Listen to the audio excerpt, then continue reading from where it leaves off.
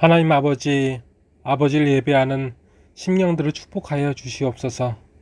아버지 이름으로 모여 주 동안 아버지를 의지하여 살아온 자녀들을 긍휼히 여기셔서 은혜 베푸신 하나님, 감사와 영광을 돌립니다. 이 예배를 주관하여 주시옵고 많은 믿음의 자녀들이 병고침을 받고 큰 위로받게 하옵소서. 나사렛 예수 그리스도의 이름으로 간절히 기도드리옵나이다. 아멘. 오늘 우리에게 주신 하나님의 말씀은 구약 19면 창세기 16장 7절부터 13절까지의 말씀입니다. 여호와의 사자가 광야의 샘물 곧 술길 샘 곁에서 그를 만나 이르되 사레의 여종 하가라, 내가 어디서 왔으며 어디로 가느냐? 그가 이르되 나는 내 여주인 사레를 피하여 도망하나이다. 여호와의 사자가 그에게 이르되 내 여주인에게로 돌아가서 그 수하에 복종하라. 여호와의 사자가 또 그에게 이르되 내가 내 씨를 크게 번성하여 그 수가 많아 셀 수 없게 하리라. 여호와의 사자가 또 그에게 일러 내가 임신하였은즉 아들을 낳으리니 그 이름을 이스마엘이라 하라. 이는 여호와께서 내 고통을 들으셨음이니라.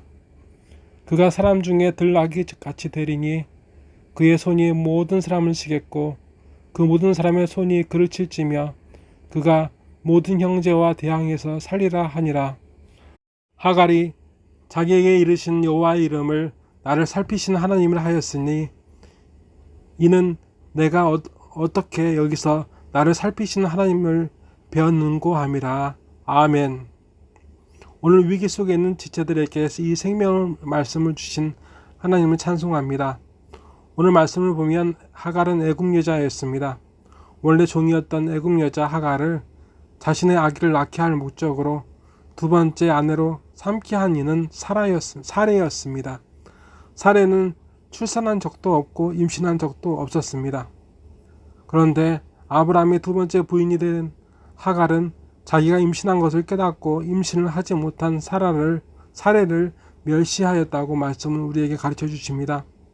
이 당시 사레는 자기의 소원 양아들로 세울 자녀가 임신되었다는 사실로 순간 기뻐하였을지라도 그 소원이 곧 그에게 큰 고통으로 다가올지 모르고 있었습니다. 그 큰 고통은 사라로서 감당하기 힘들었는지 아직 사레가 이삭을 임신한 것도 아닌데 다른 답안이 있는 것도 아닌데 하갈과 그 뱃속의 아기를 쫓아냈습니다. 그 하갈이 임신한 채 광야의 샘물 곧 술길 샘 곁에 있었을 때에 하나님의 사자가 그 하갈을 찾아오셨습니다. 그 하갈에게 하나님은 물으십니다. 사레의 여종 하갈아, 내가 어디서 왔으며 어디로 가느냐? 하갈은 하나님께 이렇게 대답합니다. 나는 내 주인 사레를 피하여 도망하나이다. 하나님께서는 하갈에게서 도망치던 길에서 돌이켜 여주인에게로 복종하라 하시고 하갈을 통한 자손에 대하여 축복하시고 하갈과 자녀 이스마엘의 인생을 보장하셨습니다. 그것이 오늘 우리가 보는 이 말씀의 이면의 말씀입니다. 하갈이 감히 임신하였다 해서 주인을 멸시하는 것은 하갈의 잘못입니다. 하지만 오늘 우리가 분명히 확인하고 믿어야 하는 부분은 그 사실보다 그 사실에 숨겨진 13절에 나와 있는 하갈의 고백입니다. 하갈이 자기에게 이르신 여호와의 이름을 나를 살피시는 하나님이라 하였으니 내가 어떻게 여기서 나를 살피시는 하나님을 배웠는고 함이라. 아멘. 자신의 지울 수 없는 허물이 있어도 그래서 목적지도 없이 방황하고 근심하고 염려하는 처지일지라도 오늘 하갈은 이렇게 하나님을 찬송합니다. 하갈이 자기에게 이르신 여호와의 이름을 나를 살피시는 하나님이라 하였으니 아멘. 하갈이 하나님을 부를 때 하나님은 항상 하갈을 살피시는 하나님이었습니다. 어떤 처지에서도 하나님께서는 하갈을 살펴주셨습니다. 오늘날 하갈처럼 지혜로운 사람일지라도 어디로 가고 있는지 확신하지 못한 채 믿음을 상실한 그리스도인으로 세상은 가득합니다. 고통으로부터 자유를 찾기 위하여 도망쳤던 하갈과 같이 오늘날 많은 사람들이 경제적, 정신적, 육체적, 사회적 고통으로부터 떠나 자유를 찾기 위하여 살아가고 있습니다. 하지만 여러분, 여기 하갈과 같이 지금 도망친 그곳도 사실 그 고통에서 자유를 찾지 못하고 방황하고 도망치고 있을 뿐입니다. 근본적으로 우리의 인생은 이렇게 근심하며 눈물로 밤을 지새우다가 마칩니다. 어떤 이들은 이 사실을 잊기 위해 술이나 세상 문화에 중독이 되는 방법을 택한 채 살아가는 이들도 있습니다. 하지만 술과 세상 문화는 우리를 이 극심한 고통에서 자유롭게 할 수 없습니다. 왜냐하면 너무나 자주 여러 곱절로 여러 문제들이 우리에게 늘 찾아오기 때문입니다. 그러면 어떻게 해야 할까요? 어떤 이들은 심지어 자살이라는 방법을 택합니다. 하지만 이 자살 또한 방법이 될 수 없습니다. 그저 고통으로부터 도망치기 위한 한 방법이기 때문입니다. 그렇다면 우리가 이 다양한 이 무한의 고통에서 어떻게 자유할 수 있습니까? 세상의 풍성입니까? 세상의 힘입니까? 세상의 권세입니까? 세상의 유명함입니까? 아닙니다. 그 고통으로부터 그 도피에서 자유함을 누리는 오늘 그녀는 이렇게 그 비밀을 자랑합니다. 내가 어떻게 여기서 나를 살피시는 하나님을 배웠는고 함이라. 아멘. 오늘 그 하나님을 만나면, 그 하나님을 믿으면 그 하갈의 하나님이 아니라 내 하나님이 됩니다.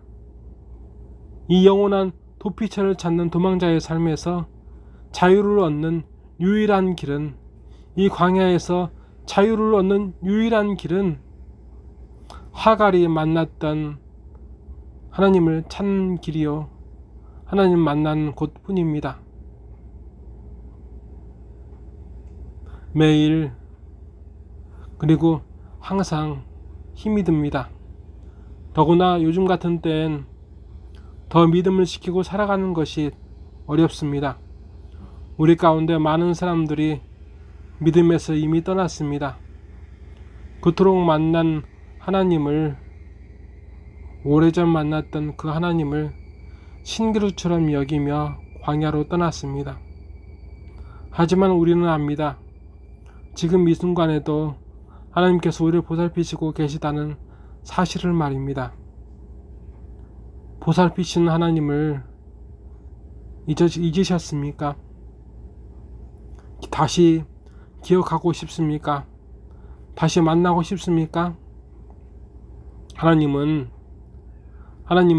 그 보살피신 하나님, 하갈이 만났던, 고난 가운데 환난 가운데 있었던 하갈이 만났던 보살피신 하나님을 더 만나고 더 깊이 알고자 하는 하갈을 안전하고 편안한 곳으로 인도하지 않으셨습니다.